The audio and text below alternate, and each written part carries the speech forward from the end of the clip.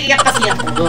So, naiiyak ako kasi napakinggan na ni Maring Camille yung panalangin natin na mapadalahan ng PR package ng Adorn. Ayan, guys. Napadalahan na tayo. Yay! Okay. Sububuksan natin. Meron dalawa.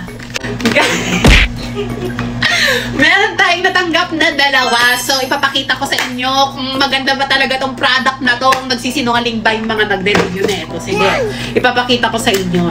So, eto siya, guys. Ooh. Oh, meron agad siyang nakalagay na SPF 50, guys. Ayan na, kapag SPF 50, proprotektahan ka na ito sa sun damage. Kung saan pang damage yan, proprotektahan ka talaga, bali. Okay, papakita ko sa inyo. So, lalagyan muna natin yung kabila para makita natin yung para may pakita natin yung comparison. Ayan daw. Para may pakita natin yung pagkakaiba nila. Ayun. Ayan. So, blend lang natin. Easy to blend lang siya. Hindi siya mahirap i-blend, ah. At hindi siya, napansin ko, hindi siya yung namumuo, gano'n. Hindi siya namumuo. I know. Kita nyo naman.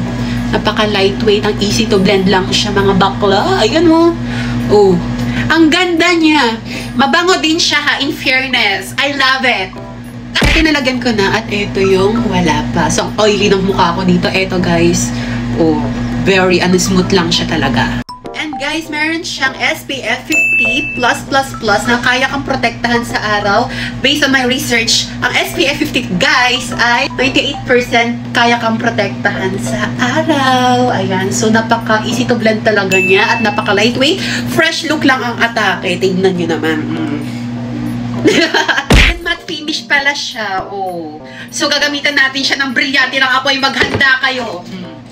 Brilyante ng apoy, ha. Sinasabi ko sa'yo. Sunogin mo yung mukha ko kung masusunog. Bakla, walang nasunog. Wala.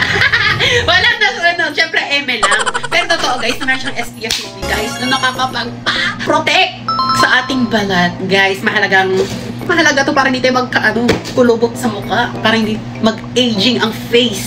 Kaya, guys, wag na kayo magpapahuli sa trend. Check out na kayo ng Adorn Sunscreen. Go!